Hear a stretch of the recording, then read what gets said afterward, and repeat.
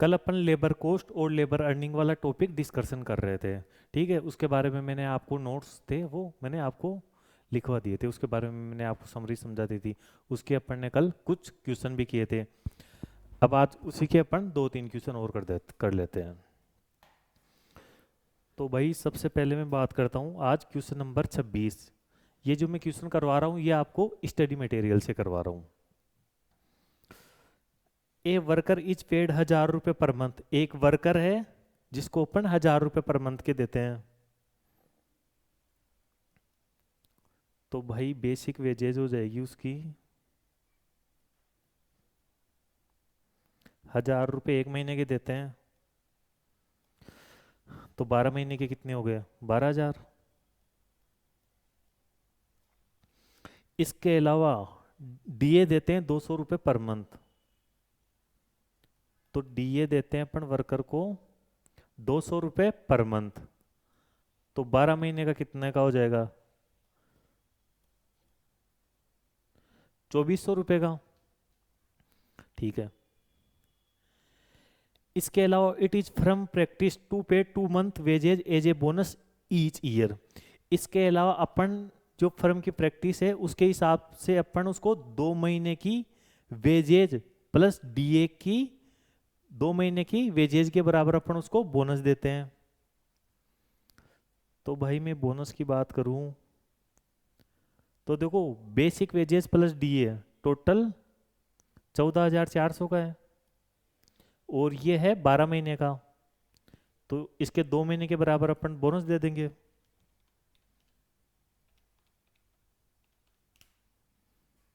2,400 रुपये का। ठीक है, ये तो मैंने जो वर्कर है उसको कैश में पेमेंट कर दिया। इसके अलावा उसके नाम से एम्प्लॉयर कंट्रीब्यूशन, उसके नाम से जो अपन ने वेलफेयर अकाउंट में पेमेंट जमा करवाया उसको भी अपन ऐड कर लेंगे। देखो उसके बारे में क्वेश्चन क्या बोल रहा है।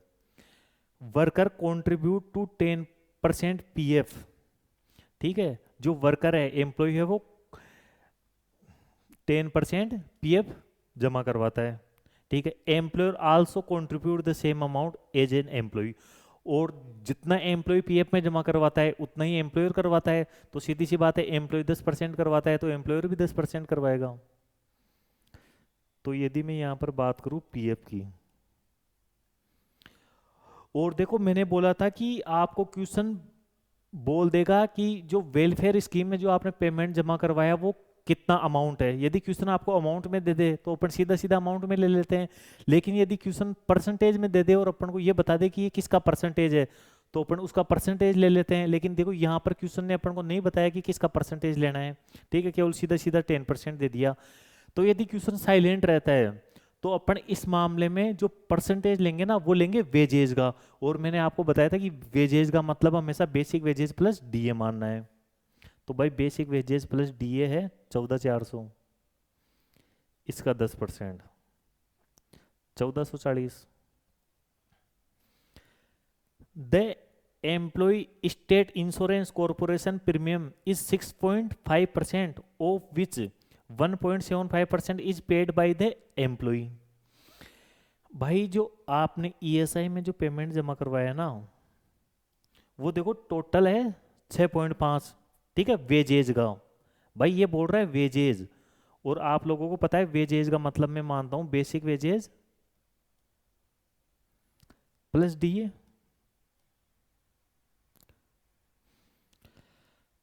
अब क्या बोल रहा है, ये जो 6.5% है ना इसका 1.75% तो एम्प्लॉय देता है। इसका मतलब जो बाकी बचा है वो एम्प्लॉयर देता है। तो भाई जो 14,400 है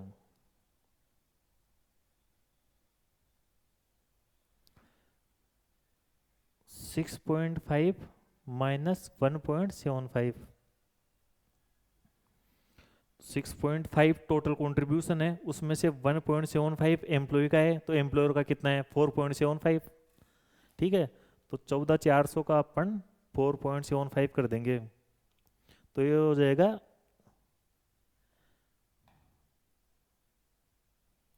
684। ठीक है, तो भाई इस तरीके से मेरी टोटल लेबर कॉस्ट आ जाएगी।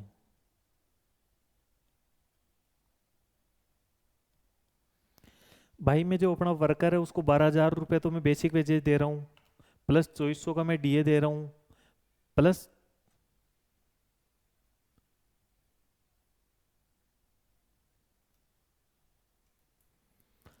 प्लस 2400 का मैं बोनस दे रहा हूँ, प्लस 1440 का मैं पीएफ दे रहा हूँ, प्लस 684 का मैं ईएसआई दे रहा हूँ। ठीक है, पीएफ और ईएसआई मैं उसके नाम से उसके वेलफेयर अकाउंट में जमा करवा रहा हूँ। तो टोटल 18,924 रुपये का मैं पेमेंट दे रहा हूँ। अब यदि इसमें मैं नॉर्मल लेबर आवर से डिवाइड कर दूंगा इसको,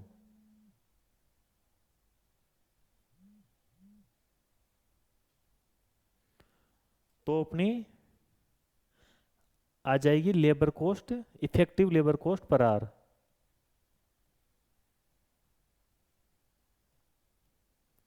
इफेक्टिव लेबर कॉस्ट अपनी पर आवर आ जाएगी।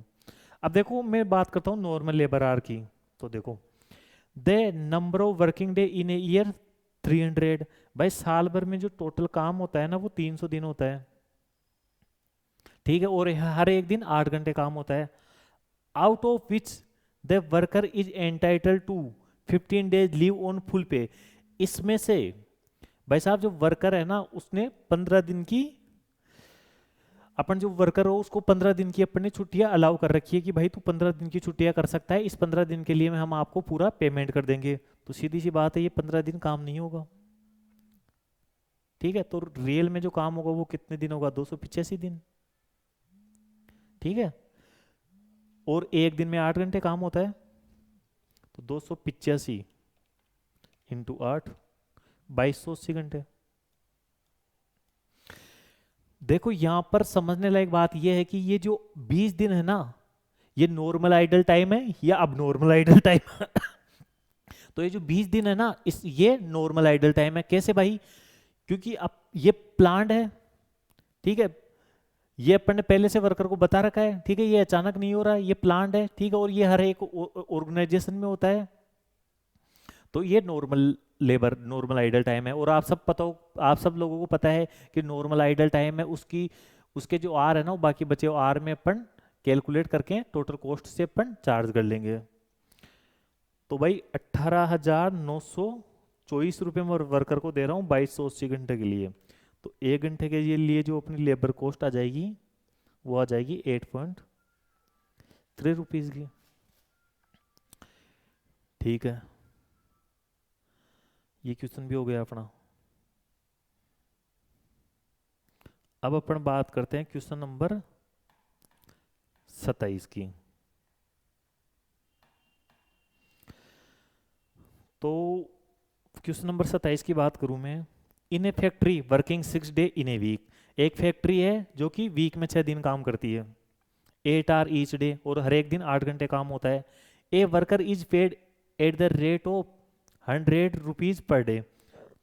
और जो वर्कर है ना उसको अपन एक दिन के 100 रुपए देते हैं, प्लस डीए देते हैं उसको बेसिक का 120%।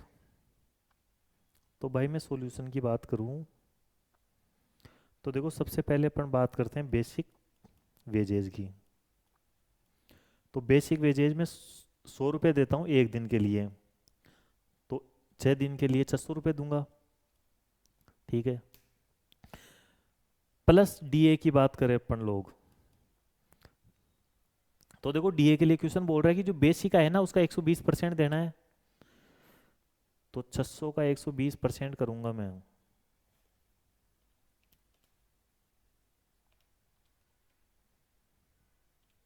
तो वो हो जाएगा 720 रुपये। तो टोटल वेजेज हो जाएगी अपनी 1320 रुपये की। ये टोटल लेबर कॉस्ट हो गई अपनी 1320 रुपये की। ठीक है भाई, अब यदि टोटल लेबर कॉस्ट में से टोटल लेबर कॉस्ट में नॉर्मल लेबर आवर से मैं यदि डिवाइड कर दूंगा तो लेबर कॉस्ट पर आवर आ जाएगी।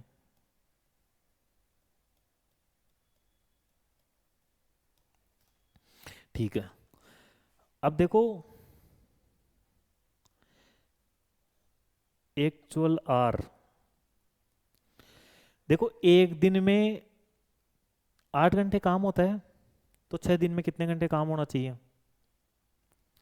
48 घंटे काम होना चाहिए। लेकिन his card show that his time was charge to, जब अपन ने वर्कर का कार्ड उठाकर देखा ना, तो अपन ने देखा कि भाई साहब उसने जॉब एक्स पर तो 15 घंटे काम किया है, ठीक है, जॉब वाई पर उसने 12 घंटे काम किया है, जॉब जेड पर उसने 13 घंटे काम किया है, तो टोटल 15 + 12 + 13, उसने काम 40 घंटे किया है। भाई वो 6 दिन रेगुलर आया है, ठीक है, और एक दिन में 8 घंटे काम होना चाहिए, तो 6 दिन में 48 घंटे काम होना चाहिए, ठीक है। लेकिन जब अपन ने उसका जॉब कार्ड मंगाया, ठीक है, और उसमें टाइम देखा कि इसने कितने तक घंटे किस जॉब पर काम किया है, तो उससे अपन को पता चला कि इसने टोटल काम 40 घंटे का ही किया है। तो इसका मतलब ये है कि जो 8 घंटे हैं वो आपका आइडल टाइम रहा है, ठीक है। 8 घंटे ऐसे हैं जिसमें वर्कर ने काम नहीं किया है, ठीक है। अब अपन उसका रीजन देखते हैं। He is allowed to take 30 minutes off during his hour shift for meals break, भाई उसको अपन खाना खाने के लिए 30 मिनट रोज की अपन ने अलाउ कर रखी है,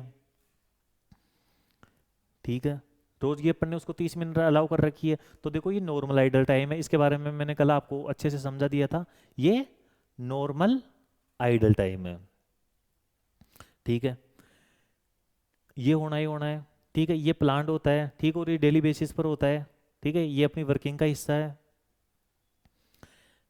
and A 10 minute rest for rest, इसके अलावा 10 मिनट वो रेस्ट करता है, ठीक है, खाना खाने के बाद 10 मिनट रेस्ट करता है भाई वो, तो टोटल ये भी नॉर्मल आइडल टाइम है, प्लान्ड है, डेली भी अपनी वर्किंग का हिस्सा है, ठीक है, और डेली बेसिस पर होता है। तो टोटल जो टाइम उसका नॉर्मल आइडल टाइम है ना, वो एक दिन का 40 मिनट का है, एक दिन का जो ये है 40 मिनट का। तो भाई यदि मैं इसको 6 से मल्टीप्लाई कर दूंगा तो 240 मिनट वीक में नॉर्मल आइडल टाइम है। यदि मैं इसको घंटों में तब्दील कर दूं तो 4 घंटे आ गए भाई। जो अपना नॉर्मल आइडल टाइम है ना वो 4 घंटों का है, तो 8 घंटों में से अपन को ये पता चल गया कि जो नॉर्मल आइडल टाइम है ना अपना,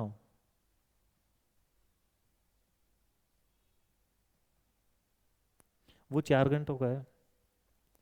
अब बाकी 4 घंटे कहाँ गए भाई? ठीक है, क्योंकि टोटल 48 घंटे काम होना चाहिए था, उसने जॉब कार्ड से अपन ने जब देखा तो पता चला कि 40 घंटे काम किया है, उसमें से 4 घंटों का रीजन तो अपन को पता चल गया। अब बाकी 4 घंटे कहाँ गए उसके बारे में अपन देखते हैं आगे। दैट टाइम नोट बुक, जो टाइम बुक नहीं हुआ 4 घंटों का, wasted while waiting for a job, ठीक है, वो कहाँ गए कि वर्कर भाई जॉब के लिए वेट करता रहा, ठीक है। तो देखो सीधी सी बात है, अपने पास काम ही नहीं है, ठीक है, अपने पास काम ही नहीं था, अपने पास कोई जॉब ही नहीं था, ठीक है, और वो वर्कर बैठा रहा, उसकी वजह से आइडल टाइम हुआ है, ठीक है। तो वो अब नॉर्मल आइडल टाइम कहलाएगा, क्यों? क्योंकि भाई ये प्लान्ड नहीं होता है, ठीक है, ये अचानक हो गया, ये रूटीन बेसिस पर थोड़ी होता है, ये तो अचानक हो गया, अनप्लान्ड है। तो जो 4 घंटे जिसके लिए वर्कर वेट करता रहा कि काम आएंगे तो काम आएगा तो करेगा, ठीक है, 4 घंटे काम ही नहीं था वर्कर के पास, तो वो अब नॉर्मल आइडल टाइम में चला जाएगा। ये 4 घंटे अब नॉर्मल आइडल टाइम के हो गए, ठीक है। अब मैंने आपको बताया था कि जो नॉर्मल आइडल टाइम है उसका तो अपन क्या करेंगे, जो जो जॉब है उसी से अपन उसकी कॉस्ट चार्ज कर लेंगे, जो बाकी बचे आर है उसी में उसको डिवाइड करके कर लेंगे, ठीक है, कॉस्ट निकाल लेंगे। और जो जो अब नॉर्मल आइडल टाइम है उसका अपन क्या करेंगे,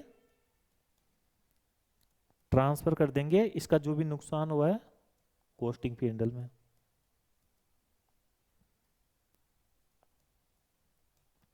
ठीक है भाई। तो देखो टोटल 48 घंटे, इसमें से 4 घंटे में नॉर्मल आइडल टाइम की लेस कर देता हूँ, तो अपने पास 44 घंटे आ गए। तो भाई मैं 1320 रुपये दे रहा हूँ 44 घंटे के, तो 1 घंटे के कितने रुपए दूंगा मैं? 30 रुपये। ठीक है। In cost accounting how would you allocate the wages of the worker for the week? भाई आपको क्वेश्चन ने ये पूछा है कि ये जो वर्कर की आपने एक वीक के लिए वेजेज निकाली है ना, आप इसको एलोकेट कैसे करोगे जॉब के लिए? तो देखो सीधी सी बात है,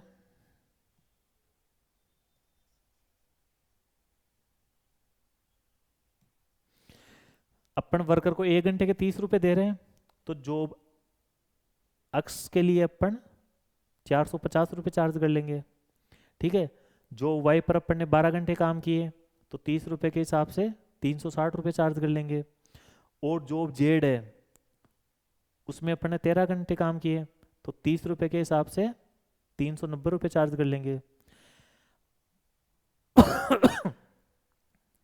और जो 4 घंटे हैं, ठीक है, अब नॉर्मल आइडल टाइम हुआ, तो 30 रुपये के हिसाब से 120 रुपये अपन transfer to costing P and L,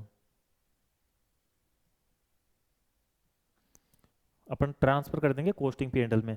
तो देखो मैं इन सब का टोटल करूंगा, 120 रुपये तो अपन ने कॉस्टिंग पी एंड एल में ट्रांसफर कर दिए, 450 रुपये अपन ने जॉब एक्स से चार्ज किए, प्लस 360 जॉब वाई से चार्ज किए, प्लस 390 जॉब जेड से चार्ज किए। तो टोटल मेरी 1320 रुपये का जो वर्कर को जो मैंने खर्च, वर्कर पर जो खर्चा हुआ, जो वर्कर को मैंने पेमेंट दिया है, उसका देखो एलोकेशन हो गया। ठीक है, ये क्वेश्चन भी हो गया।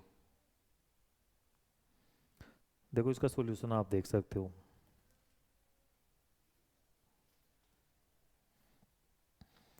अब मैं आगे बात करता हूँ क्वेश्चन नंबर 28 की। Calculate the labour hourly rate of worker X from the following data. जो वर्कर एक्स है ना, उसकी लेबर कॉस्ट पर आर निकालनी है आपको। तो भाई मैं बेसिक वेजेस की बात करता हूँ, तो वो है आपकी 1000 रुपये पर मंथ, तो 12 महीने की हो जाएगी 12,000। ठीक है। प्लस में इसमें कर दूंगा डी ए 300 इंटू 12, 1 महीने का 300 है, तो 12 महीने का 3600 रुपये का। इसके अलावा मैं बात करूँ तो देखो आगे है फ्रिंज बेनिफिट।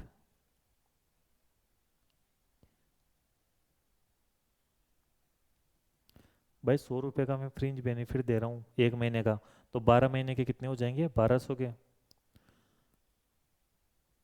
तो जो टोटल लेबर कॉस्ट है वो अपनी हो जाएगी 12,000 प्लस 3600 प्लस 1200, 16,800। ठीक है। देखो यहाँ कभी कभार स्टूडेंट मेरे से पूछते हैं कि सर आप निकाल रहे हो, कभी तो आप total labour cost per annum निकाल लेते हो, कभी आप total labour cost per month निकाल लेते हो, कभी आप पर वीक निकाल लेते हो। तो ये हमें कैसे पता चलेगा एग्जाम में कि हमको पर मंथ निकालना है, पर एनम निकालना है, या पर वीक निकालनी है? तो देखो इसका सीधा सा तरीका ये है कि आप टाइम देख लो। ठीक है। अगर आपको टाइम पर मंथ दे रखा है, तो टोटल लेबर कॉस्ट भी आपको पर मंथ निकालनी है। यदि आपको टाइम पर वीक दे रखा है, तो टोटल लेबर कॉस्ट भी आपको पर वीक निकालनी है। यदि टाइम आपको पर एनम दे रखा है, तो टोटल लेबर कॉस्ट भी पर एनम निकालनी है। देखो जस्ट जो अपन ने पहला क्वेश्चन, इससे पहले क्वेश्चन किया था, उसमें जो टाइम है ना, वो अपन को पर वीक के हिसाब से दे रखा था, तो जो लेबर कॉस्ट है वो भी मैंने पर वीक के हिसाब से निकाली थी। अब इसमें जो टाइम है ना, देखो number of working hour in a year, yearly दे रखा है। ठीक है। तो इसलिए मैंने लेबर कॉस्ट भी ईयरली निकाल ली। अब भाई टोटल लेबर कॉस्ट में यदि मैं नॉर्मल लेबर आवर्स का भाग दे दूंगा,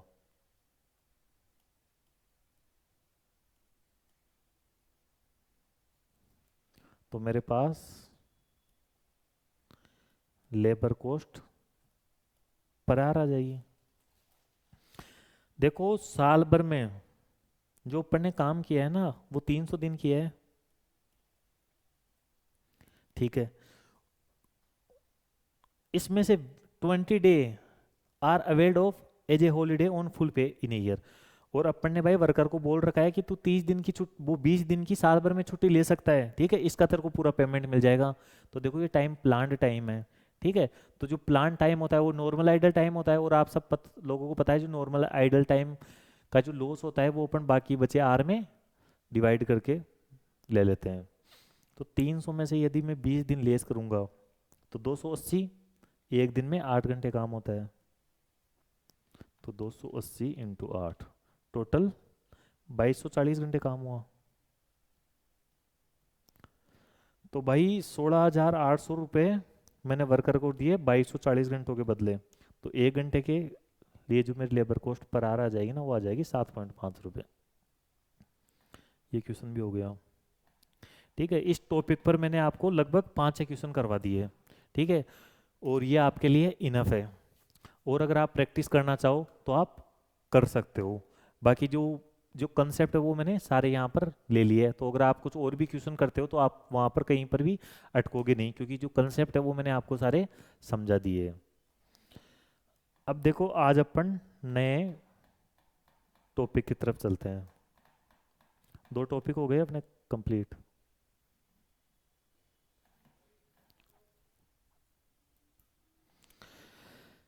देखो भाई आज जो मैं नया टॉपिक आपके साथ डिस्कशन करने जा रहा हूँ ना, वो है लेबर टर्नओवर का। लेबर टर्नओवर, तो सबसे पहले तो मैं आपको ये बताता हूँ कि लेबर टर्नओवर क्या होता है। देखो लेबर टर्नओवर का मतलब होता है जो अपना ऑर्गेनाइजेशन है उसमें से हर साल कुछ वर्कर ऐसे होंगे जो अपन को छोड़ के जाएंगे, ठीक है, कुछ वर्कर ऐसे होंगे जो अपने पास नए आएंगे, ठीक है। तो ये वर्कर का छोड़ के जाना, उनकी जगह नए वर्कर आना, ठीक है, या कोई नया काम अपने चालू किया उसके लिए कुछ वर्कर आना, ये सब कहलाता है लेबर टर्नओवर। तो देखो हर एक ऑर्गेनाइजेशन लेबर टर्नओवर कैलकुलेट करवाना चाहती है, मैनेजमेंट जो अपना कॉस्ट अकाउंटेंट है उससे। क्यों करवाना चाहती है कि भाई वो एनालिसिस करना चाहती है कि कितने वर्कर अपन को छोड़ के गए, ठीक है, उनकी जगह कितने वर्कर आए, ठीक है, और जो वर्कर का आदान प्रदान है वो कितना कितना परसेंट हुआ है, ठीक है, ये वो कैलकुलेट करवाना चाहती है। वो ये कैलकुलेट इसलिए करवाना चाहती है क्योंकि लेबर टर्नओवर क्या होता है किसी भी ऑर्गेनाइजेशन के लिए सही नहीं होता, ठीक है। ये इसलिए सही नहीं होता क्योंकि देखो भाई जब आप सीए फर्म में जाओगे, ठीक है, तो आपको इस चीज़, जब आप सीए फर्म खोलोगे ना तब आपको इस चीज़ का ज़्यादा अच्छे से पता चलेगा। क्यों? क्योंकि देखो अपन जैसे मान के चलो आज मैंने, ठीक है, मेरी एक सीए फर्म है और मैंने कोई एम्प्लॉय रखा, ठीक है, तो भाई क्या होगा, एम्प्लॉय आएगा, ठीक है, जब वो सीए बनकर आएगा तो उसने थ्योरेटिकल पढ़ा हुआ होगा, कुछ उसको प्रैक्टिकल आता होगा, ठीक है, कुछ उसने प्रैक्टिकल किया होगा। तो भाई में क्या होगा, उसको 2 महीने 3 महीने तो उसको काम सिखाने में लग जाएंगे, ठीक है, या मैं बोलूँ कि ज़्यादा अच्छे से उसको परफेक्ट बनाने में तो कम से कम मेरे को 1.5 साल लग जाएंगे। तो अब 1.5 साल बाद में यदि वो मेरे को छोड़ के चल जाता है, ठीक है, अब फिर उसकी जगह कोई नया बंदा आता है, फिर भाई उसको सिखाओ, ठीक है। तो देखो कोई भी ऑर्गेनाइजेशन ये नहीं चाहता कि उसके ऑर्गेनाइजेशन में लेबर टर्नओवर हो, उसको वर्कर छोड़ के जाए, ठीक है, इसलिए जो ऑर्गेनाइजेशन है वो लेबर टर्नओवर रेशो कैलकुलेट करवाती है और फिर उसका एनालिसिस करके वही उसकी कोशिश ये रहती है कि कम से कम लेबर टर्नओवर हो, ठीक है। देखो उसके 3 मेथड है। जब सी आई पी सी ये इस चैप्टर का, या मैं बोलूँ कि पूरी कॉस्ट अकाउंटिंग में सबसे जो इजी टॉपिक है ना उनमें से ये आता है। लेकिन जब सी आई पी सी हुआ करती थी तब इस चैप्टर में इतने बढ़िया बढ़िया क्वेश्चन है, ठीक है, वो नहीं पूछता था अपना जो सी इंस्टीट्यूट, ये पूछता था जो सबसे इजी पड़ता है। अब सी इंटरमीडिएट आया, ठीक है, उसमें भी इसके आने की संभावना रहती है, लेकिन जब सी आई पी सी सी होता था तब ये टॉपिक बहुत आता था, ठीक है। अब अपन इसके बारे में आगे डिस्कशन करते हैं। तो देखो सबसे पहले इसमें अपन बात करें तो एक होता है सेपरेशन मेथड, एक होता है रिप्लेसमेंट मेथड,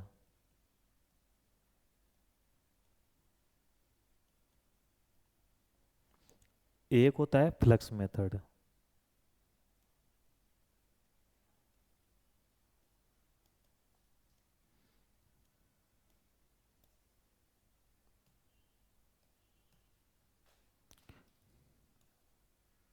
एक होता है फ्लक्स मेथड। तो देखो सेपरेशन मेथड, रिप्लेसमेंट मेथड और फ्लक्स मेथड। सेपरेशन मेथड ये बोलता है कि भाई आपके जो टोटल कितने परसेंट वर्कर आपको छोड़ के गए, ठीक है, चाहे आपने निकाल दिया हो चाहे वो छोड़ के गए, दोनों का परसेंटेज निकाल लो, तो वो होता है सेपरेशन मेथड। तो इसका फॉर्मूला होता है number of separation divided by average worker into 100। अब नंबर ऑफ सेपरेशन की यदि मैं बात करूं ना, तो उसका मतलब होता है नंबर ऑफ लेफ्ट, भाई जो अपनी मर्जी से छोड़ के गए, plus number of discharge,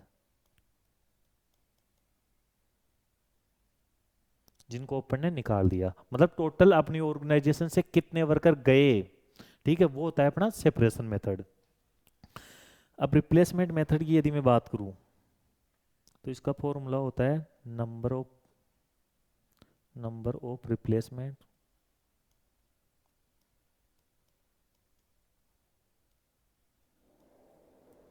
divided by average worker multiply by 100। इसका मतलब ये होता है कि जो छोड़ के गए हैं ना अपन को, उनकी जगह कितने वर्कर आए, वो होता है रिप्लेसमेंट मेथड। भाई जैसे मान के चलो अपन को 100 वर्कर छोड़ के गए, अब वो जो 100 छोड़ के गए ना उनकी जगह 70 आ गए, ठीक है, तो ये 70 अपना एवरेज वर्कर का कितना परसेंट है, वो रिप्लेसमेंट मेथड होता है। ठीक है, अब बात करते हैं अपन फ्लक्स मेथड के। तो देखो फ्लक्स मेथड की यदि मैं बात करूं, तो फ्लक्स मेथड ये बोलता है कि ओवरऑल आपके कितने वर्कर पर इम्पेक्ट हुआ है, ठीक है, चाहे वर्कर छोड़ के गए, चाहे चाहे जो वर्कर जो छोड़ के गए उनकी जगह जो वर्कर आए वो, ठीक है, इसके अलावा यदि आपने कोई बिजनेस एक्सपांसन किया है, ठीक है, आपने बिजनेस को बढ़ाया है, तो उन तो वहां पर कितने वर्कर आए, जो टोटल वर्कर पर इम्पेक्ट हुआ है, टोटल कितने वर्कर पर इम्पेक्ट हुआ है, वो अपना कहलाता है फ्लक्स मेथड। तो देखो इसका फॉर्मूला होता है number of separation plus number of replacement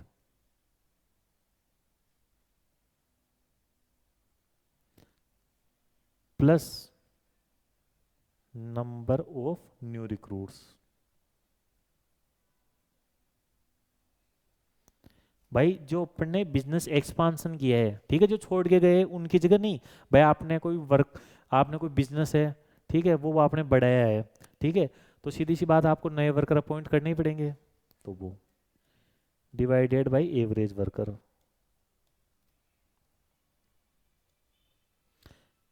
multiply by 100।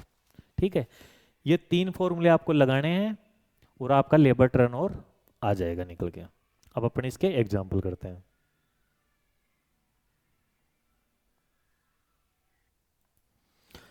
अब मैं आपके साथ बात करता हूं सबसे पहले क्वेश्चन नंबर 1 की। From the following information calculate labour turnover rate and labour flux rate. ठीक है भाई, नंबर ऑफ वर्कर अपने हैं 7600 ओपनिंग में, नंबर ऑफ वर्कर 31/12/13 को है 8400 रुपये, ये अपने है क्लोजिंग वर्कर। तो देखो सबसे पहले अपन वर्किंग नोट नंबर 1 बनाएंगे, कैलकुलेशन ऑफ एवरेज वर्कर। और देखो आप सब लोगों को पता है एवरेज वर्कर का फॉर्मूला होता है opening worker plus closing worker divided by 2।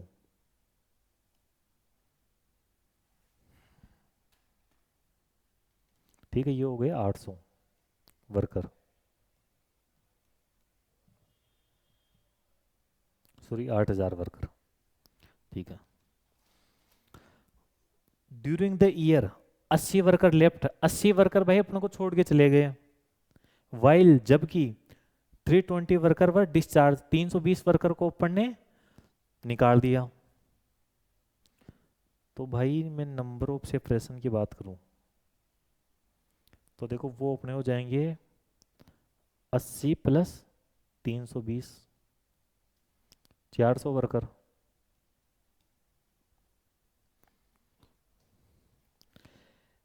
1500 worker were recruits during the year, जो साल के दौरान जो वर्कर अपने रिक्रूट्स किए ना वो 1500 किए। Out of which 300 worker were recruits because of exist. मतलब भाई अपन ने टोटल 1500 वर्कर की भर्ती की, उसमें से 300 वर्कर की भर्ती क्यों की? जो अपन को छोड़ के चले गए 400 वर्कर उनकी जगह। तो मैं नंबर ऑफ रिप्लेसमेंट की बात करूं तो वो अपने आ जाएंगे 300 वर्कर। एंड रेस्ट जो बाकी बच गए 1200 वर्कर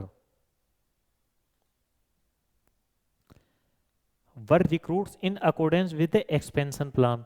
वो अपन ने क्यों रिक्रूट्स किए? कि अपन ने बिजनेस को बढ़ाया है, मतलब कोई नया प्रोजेक्ट अपन ने चालू किया होगा। तो ये हो जाएंगे नंबर ऑफ न्यू रिक्रूट्स। अब भाई मैं लेबर टर्नओवर की बात करूं तो सबसे 3 मेथड होते हैं इसमें। पहला मेथड क्या होता है? Separation method. सेपरेशन मेथड आपसे ये जानना चाहता है कि आप ये बताओ कि कितने परसेंट वर्कर हमको छोड़ के गए। तो भाई 400 वर्कर अपन को छोड़ के गए, लगभग अपने पास 8000 वर्कर है। तो कितने परसेंट वर्कर अपन को छोड़ के गए? 400 भाग 8000 इंटू 100, 5%।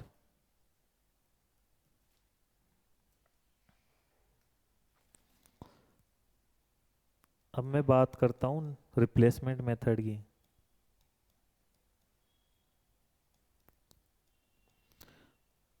तो भाई जो वर्कर छोड़ के गए ना उनकी जगह कितने वर्कर, कितने परसेंट वर्कर आए? तो अपने पास 300 वर्कर आए 8000 वर्कर की जगह। तो 300 भाग 8000 इंटू 100, 3.75। ये हो गया आपका रिप्लेसमेंट मेथड। फ्लक्स मेथड कहता है आपको कि भाई टोटल इंपैक्ट कितने परसेंट वर्कर पर पड़ा।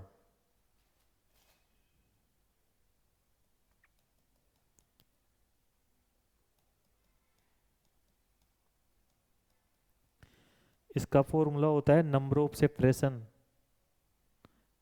300 400 plus number of replacement 300 plus number of new recruits 1200। Total इतने वर्कर पर इंपैक्ट पड़ा है, इतने वर्कर पर प्रभाव पड़ा है total 8000 average worker into 100, 700 plus 1200 divided by 8000 into 23.75।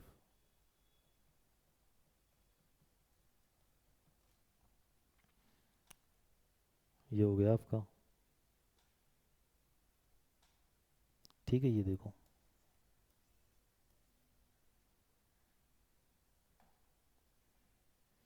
अब मैं आगे बात करूं तो देखो इसमें एग्जामिनर कभी कभी अपन से रिवर्स भी पूछ लेता है। ठीक है, उसका क्वेश्चन है ये, question number 2। The accountant of your company had computed labour turnover rate for the quarter ended 30th of September 2013। भाई 2013 है ना, सितंबर 2013 का जो क्वार्टर एंड हुआ है उसमें जो आपका अकाउंटेंट है उसने लेबर टर्नओवर रेट आपको निकाल के दिए। तो भाई उसने लेबर टर्नओवर रेट अपन को निकाल के दे दी सेपरेशन मेथड की, रिप्लेसमेंट मेथड की और फ्लक्स मेथड की।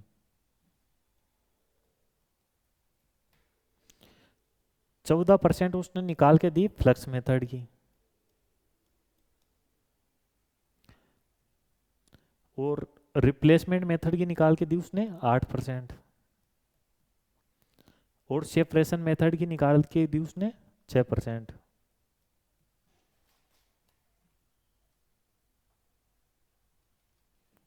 ठीक है। If the worker replaced during the second quarter और the financial year 13-14 is to be 36। भाई जो रिप्लेसमेंट हुए ना वो वर्कर अपन को दे रखा है 36। ठीक है, अब आपसे पूछा गया है क्वेश्चन ने, एक तो the number of worker recruits and join, कितने वर्कर रिक्रूट्स हुए या ज्वाइन हुए, ठीक है, टोटल नंबर ऑफ वर्कर वो बताने हैं आपको। The total number of worker left and discharge, कितने वर्कर आपको छोड़ के गए, ठीक है, या आपने डिस्कार्ड किया, ठीक है। तो मतलब दूसरी चीज आपको पूछा है number of separation, number of separation पूछा है आपको, ठीक है। इसने रिवर्स कैलकुलेशन पूछ ली अपन से, तो निकाल देंगे भाई। तो देखो नंबर ऑफ सेपरेशन निकालने के लिए अपन को सेपरेशन मेथड लगाना पड़ेगा, ठीक है। लेकिन देखो सेपरेशन मेथड अपन लगा देंगे, लेकिन वहां पर भी अपने पास एवरेज वर्कर नहीं है, तो अपन वहां पर जाकर अटक जाएंगे। तो सबसे पहले अपन एवरेज वर्कर निकालेंगे वर्किंग नोट में, ये मैं बना देता हूँ वर्किंग नोट नंबर 1 गिवन। अब मैं सेकंड वर्किंग नोट की बात करूं, तो वो अपन बना देंगे calculation of average worker.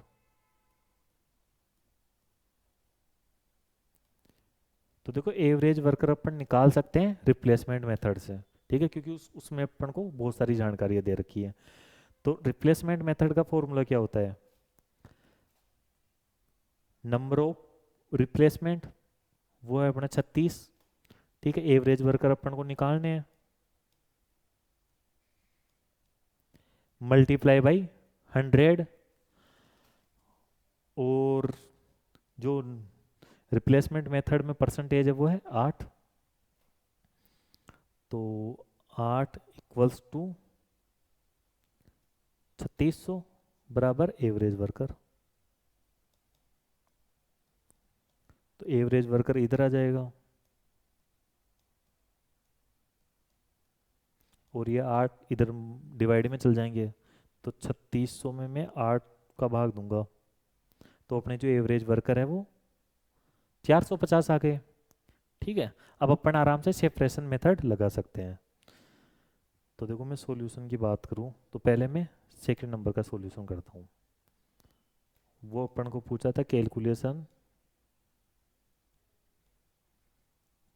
Of worker left and discharge.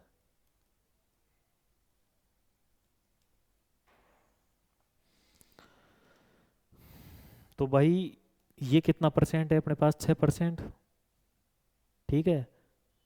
ये मान के चलो ये आ जाएगा number of separation. Average worker कितने हैं अपने, 450 इंटू 100, ठीक है। तो इसकी मैं आगे कैलकुलेशन करूं, तो 100, ये 450 इधर डिवाइड में इधर जाते मल्टीप्लाई में आ जाएंगे, ठीक है। तो 450 इंटू 6 करूंगा मैं, तो 2700 आ गए नंबर ऑफ सेपरेशन इंटू 100। अब भाई मैं नंबर ऑफ सेपरेशन की बात करूं, तो देखो ये 100 यहाँ इंटू में तो इधर जाते डिवाइड में हो जाएंगे, तो 2700 में से में अपन 100 का भाग देंगे, तो 27 आ गए, ठीक है। 27 वर्कर अपने लेफ्ट एंड डिस्चार्ज हुए हैं, ठीक है।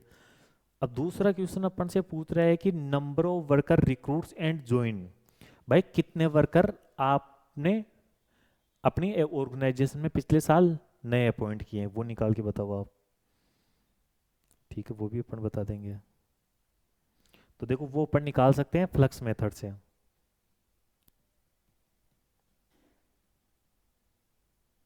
Calculation number of worker join,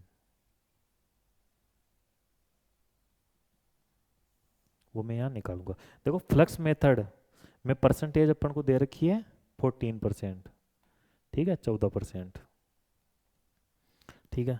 flux method का फॉर्मूला क्या होता है, number of separation 27 plus number of worker replace and new recruits, वो तो अपन को निकालना ही है, ठीक है, ज्वाइंट यहाँ लिख देता हूँ मैं, डिवाइड में एवरेज वर्कर अपन ने 450 निकाल रखे हैं, मल्टीप्लाई बाई 100। ठीक है, तो इसकी अपन आगे कैलकुलेशन करें।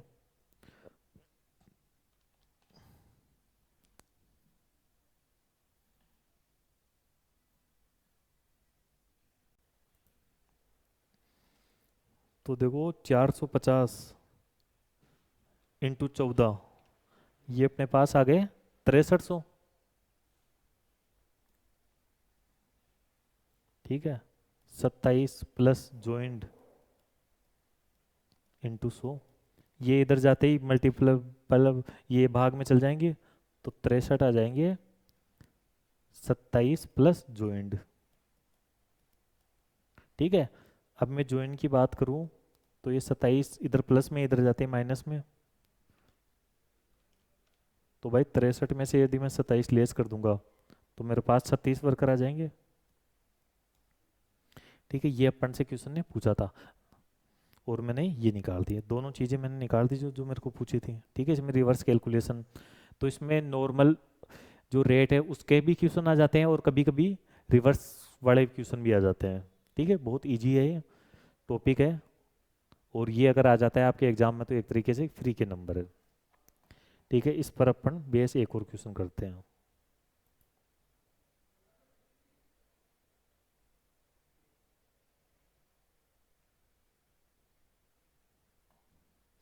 भाई क्वेश्चन नंबर 4, ठीक है, अच्छा क्वेश्चन है। ठीक है, थोड़ा बहुत इसमें अपन को एक्स्ट्रा दिमाग लगाना पड़ेगा। Human resource department of a limited computed labour turnover by replacement method at 30% for the quarter end June 2015।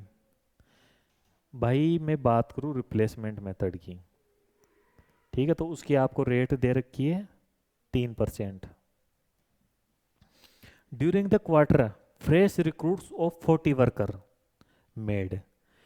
भाई जो क्वार्टर एंड हुआ उसमें फ्रेश वर्कर अपन ने अपॉइंट किए ना वो 40 है। ठीक है, तो ये है number of new recruits, 40 worker.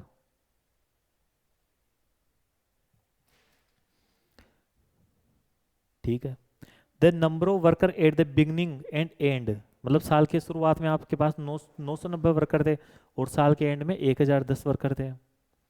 तो भाई मैं एवरेज वर्कर की बात करूं तो वो अपने पास आ जाएंगे 990 प्लस 1010 डिवाइडेड बाई 2, 1000 वर्कर। ठीक है, आपसे रिक्वायर क्या किया जाता है, लेबर टर्नओवर रेट निकालो सेपरेशन मेथड से और फ्लक्स मेथड से। आपको भाई सेपरेशन मेथड से और फ्लक्स मेथड से आपको लेबर टर्नओवर रेट निकालनी है। तो देखो सेपरेशन मेथड के लिए अपन को एवरेज वर्कर दे रखे हैं। ठीक है, नंबर ऑफ जो सेपरेट हुए वर्कर वो अपन को दे रखे हैं। ठीक है, नंबर ऑफ न्यू रिक्रूट्स अपन को दे रखे हैं। ठीक है, और रिप्लेसमेंट मेथड की अपन को रेट दे रखी है। ठीक है, करते हैं आगे। वर्किंग नोट नंबर 1 ये तो हो गया अपने पास given.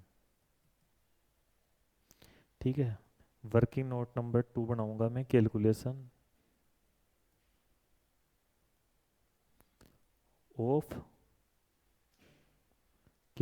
Of number of replacement. Number of replacement कितने हुए उसकी अपन कैलकुलेशन करके बताएंगे। तो देखो 3% दे रखा है अपन को, नंबर ऑफ रिप्लेसमेंट में यहां लिख लूंगा। ठीक है, एवरेज वर्कर मेरे को दे रखे हैं 1000 इंटू 100। ठीक है, 2 जीरो से 2 जीरो गए, तो नंबर ऑफ रिप्लेसमेंट की यदि मैं बात करूं, ठीक है, तो ये इधर मल्टीप्लाई में चल जाएगा, तो ये आपके पास आ गए 30 वर्कर। ठीक है, देखो 30 वर्कर रिप्लेस हुए हैं। ठीक है, आपके पास क्या आ गया, आपके पास ये आए जो वर्कर छोड़ के गए हैं ना, उनकी जगह 30 वर्कर आए हैं। और ये 40 वर्कर क्या थे, ये अपने कोई नया प्रोजेक्ट लगाया होगा, उसकी वजह से आए हैं। क्योंकि देखो क्वेश्चन ने बोल रखा था कि ये फ्रेश वर्कर है, ठीक है। फ्रेश वर्कर का मतलब ये न्यू रिक्रूट्स वर्कर है। अब अपन को निकालना है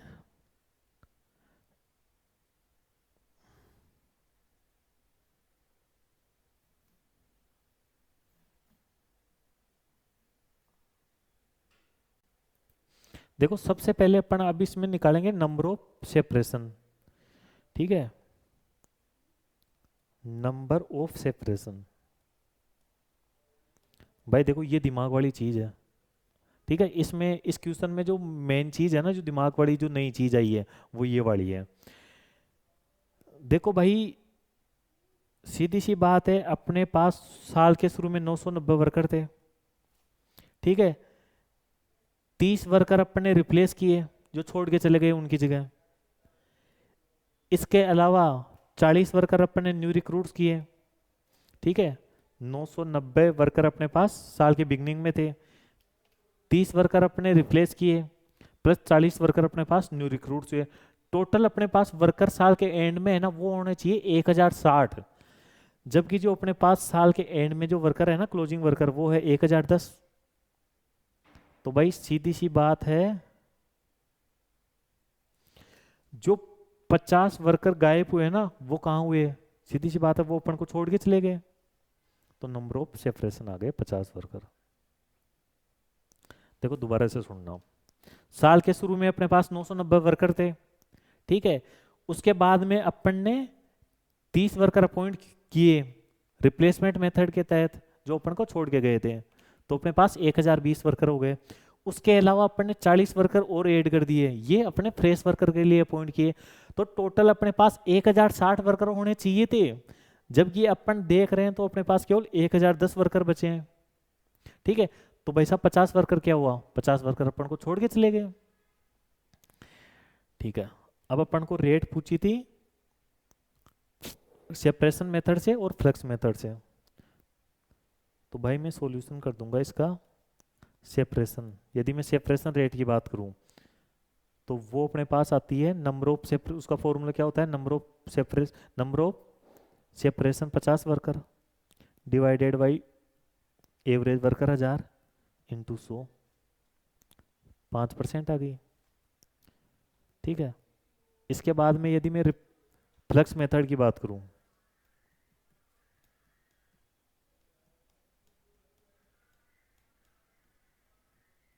तो देखो फ्लक्स मेथड का जो फॉर्मूला होता है वो क्या होता है, number of separation 50, number of replacement 30, plus number of new recruits, वो अपने पास थे 40, divided by average worker into 100, 70, 120 भाग 1000 इंटू 100, ये भाई अपने पास आ गया 12%, ठीक है। देखो इसमें जो समझने लायक बात थी ना, जो नई बात थी वो ये थी, ठीक है। इसको एक बार आप दोबारा से समझ लो, देखो मैं दोबारा से करवा देता हूँ। भाई जो मेरे ओपनिंग वर्कर थे ना, वो थे 990, ठीक है। इसके अलावा नंबर ऑफ रिप्लेसमेंट हुए मेरे 30 वर्कर, प्लस मैं कर दूंगा नंबर ऑफ न्यू रिक्रूट्स। भाई मैंने नई ज्वाइनिंग दी 40 वर्कर की, ठीक है। तो टोटल जो मेरी फर्म में वर्कर होने चाहिए ना, 990 वर्कर थे, प्लस 70 वर्कर आपने और अपॉइंट कर दिए, तो टोटल मेरे पास 1060 वर्कर होने चाहिए, ठीक है। जबकि मैं अपने ऑफिस में जाकर देखता हूँ, जब मैं अपने कंपनी में जाकर देखता हूँ, तो भाई वहां पर मेरे को बैठे हुए कितने वर्कर दिख रहे हैं, 1010, ठीक है। तो 50 वर्कर कहाँ गए, छोड़ के चले गए। नंबर ऑफ सेपरेशन माइनस कर देंगे इसमें से क्लोजिंग वर्कर। ठीक है, ये इसमें नई चीज़ थी जो दिमाग लगाने वाली थी। तो अपना आज अपन ने एक नया टॉपिक स्टार्ट किया और वो अपन ने कंप्लीट भी कर लिया, और उसके मैंने आपको 3-4 क्वेश्चन और करवा दिए। अब अपन नए टॉपिक के बारे में बात करेंगे कल।